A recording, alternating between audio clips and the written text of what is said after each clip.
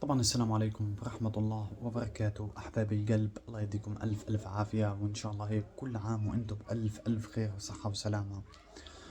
طبعا أنا ما بحبش إني أطول في المقدمات، أنا بدي أدخل معك على طول عشان أفيدك في شغلة، وأنت من خلال هذه الشغلة يعني تفيد غيرك إن شاء الله. عمرك تخيلت إنه ممكن فيديو واحد، بس فيديو واحد، يكون سبب في خبز أسبوع كامل لعلب من قطاع غزة أو من السودان أو من اليمن أو أيا كانت الدولة، مش قصة الدولة. طبعا انا ما بقول لك لا تبرع ولا حوالة، حتى كمان مش حملة كبيرة يا صديقي العزيز، بس مشاهدة. طبعا احنا في اليوم العاشر من رمضان ان شاء الله تعالى، ورمضان عمره ما كان قصة جوع، لا يا صديقي العزيز. طبعا رمضان قصة تزكية، قصة انه انت تتحرر من داخلك قبل ما تتحرر من اي شيء حواليك. بس بدي اسألك سؤال مباشر طبعا، لو عرفت انه الدقيقة اللي بتمشي قدامك هالوقت ممكن تتحول مثلا لوجبة طفل، هل انت كنت راح تكمل الفيديو، ولا راح تقول عادي عادي في غير الناس بتشوفه خلاص؟ استنى معي، طبعا انا مش راح اجاوبك هالوقت، انا بدي اياك تفهم الليلة، بس هذا اللي بدي اوصل لك اياه. طبعا الفجر في الخيمة له صوت خاص، مش زي صوت البيوت الاسمنتية، لا لا لا. الخيمة لما الهواء يلمسها بتحكي. الصوبة الصغيرة شغالة من امبارح، طبعا ريحة النار بتكون خفيفة في الجو، شو خفيفة؟ ريحة الدخنة بتقتل القتل. الولد الصغير بكون نايم ايده، مش عارف كيف بدي اوصف لك الجو. طبعا احنا ساكنين بالاجار يا صديقي العزيز قبل الخيمة، عشان انا ما الفش معك. طبعا وكأنه الاجار يعني هم لحاله، هو بالفعل هم لحاله. بس الخيمة علمتنا اشي تاني، النزوح علمنا كمان اشي تاني، علمتنا انه الدفى مش بس في الحيطان، الدفى في الناس يا صديقي العزيز. طبعا انا قاعد وماسك هالموبايل الجوال وبقول جملة بسيطة، يا رب الفيديو انه يجيب مشاهدات، مش مهم 1000 مشاهدة، 2000، 10000، 50 ألف، انا ونصيبي. طبعا راح تعرف بعدين. زمان مش بعيد يعني كان في ناس بتزرع القمح بايديها، بنتظر موسم كامل عشان رغيف خبز. اليوم الرغيف ممكن يجي بس بضغطة زر يا صديقي العزيز، بس الفرق زمان كانوا بيشوف الارض قدامهم، اليوم احنا بنشوف الشاشة. هذا اللي بدي اوصل لك اياه. طبعا الله بقول وان ليس للانسان الا ما سعى، طبعا هذا من سورة النجم الايه رقم 39.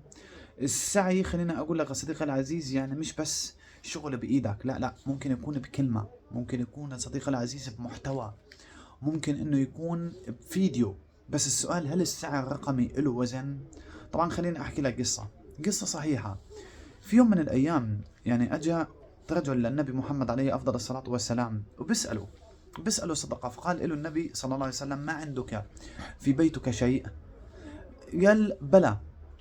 يعني مش عارف كيف بدي أوصف لك إياها. قال الرجل: حلس نلبس بعضه ونبسط بعضه، وقعب نشرب فيه. أمر النبي صلى الله عليه وسلم إنه إيش؟ إنه يأتي بهما. باعهم بدرهمين وأعطاه درهم لأهله ودرهم اشترى فيه قدوما لا يحتطب. بعدين ثم قال له: اذهب فاحتطب وباع، ولا أرينك 15 يوما. تمام. طبعا النبي صلى الله عليه وسلم ما أعطاه سمكة، علمه كيف يصنع رزق، وأنا هذا اللي بدي أوصل لك إياه. أنا مش طالب صدقة، أنا بصنع محتوى يا عمي. بس هل المحتوى ممكن يكون احتطاب هذا العصر؟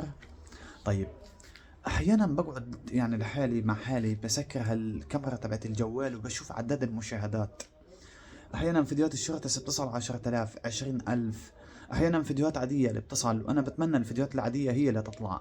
بسأل نفسي، هل كل رقم فيهم عارف انه رقم؟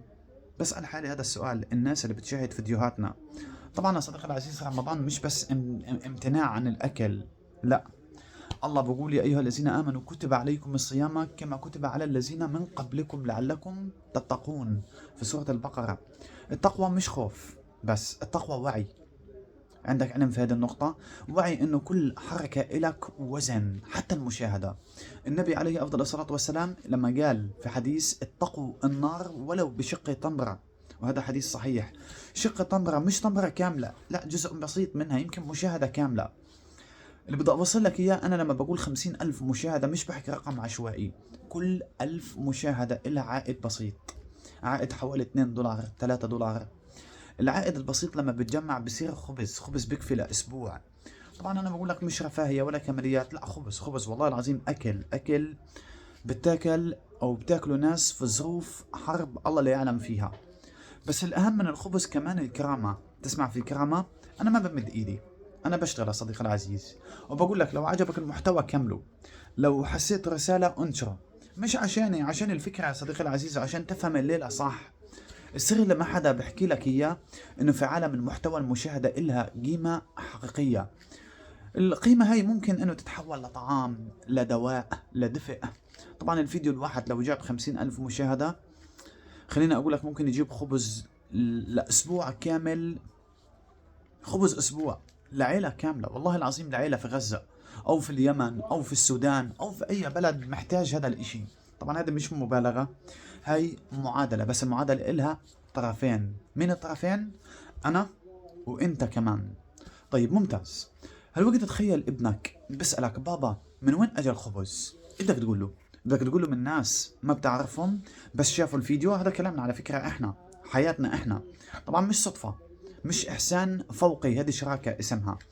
طبعا يا صديقي العزيز، أنا هذا اللي بحاول أوصل لك إياه، تمام؟ لأنه أنا بآمن إنه اللي بيحضر الفيديو للنهاية مش بس متفرج، صدقني هو شريك معنا، والله العظيم شريك معنا بالصلاة على النبي. فأنا هذا اللي حبيت أن أوصل لك إياه، وأتمنى إنه تكون وصلت صورة. أنا ما بدي أدخل لك في الخوارزميات والقصص هذه تبعت يوتيوب، لأنه أنت صرت أدرى مني فيها. أنا اللي بدي أختمه في الفيديوهات، بدي أقول لك يعني إن شاء الله في هاليوم العاشر من رمضان إن شاء الله تعالى إنه يجعل هذا العمل خالص لوجه الله يا رب. إن شاء الله رب العالمين برزق أهل غزة وأهل السودان وأهل سوريا دفئا ما بنقطع، ويرزق كل بلاد المسلمين الأمن والسكينة. اللهم أطعم جائعهم وأكسي عاريهم وأمن خائفهم. اللهم اجعل لنا من كل ضيق مخرجا ومن كل هم فرجا. ويا رب إن شاء الله ربنا يتقبل صيامنا وقيامنا، وإن شاء الله رب العالمين يغفر لنا ولوالدينا وإلكم كمان أنتم إن شاء الله. إذا حابب إنه أنت تكمل الرسالة بدي إياك تشترك، بدي إياك تشترك في القناة، مش عشان رقم، والله العظيم ما احنا مدققين على أي رقم أساسا، بس أنا بدي إياك تستمر الحكاية هذه، بدي إياك أنا كمان أنت تستغفر رب العالمين. يمكن استغفارك قبل مشاهدتك يكون أعظم أثر، وأنا بشجعك على هذا الإشي. قول استغفر الله العظيم الذي لا إله إلا هو الحي القيوم وأتوب إليه. احكيها يا صديقي العزيز. وبدي كمان أنا كمان بطلب منك تصلي على النبي، اكتب في التعليقات وصلي على النبي وشجع الناس على هذا الإشي.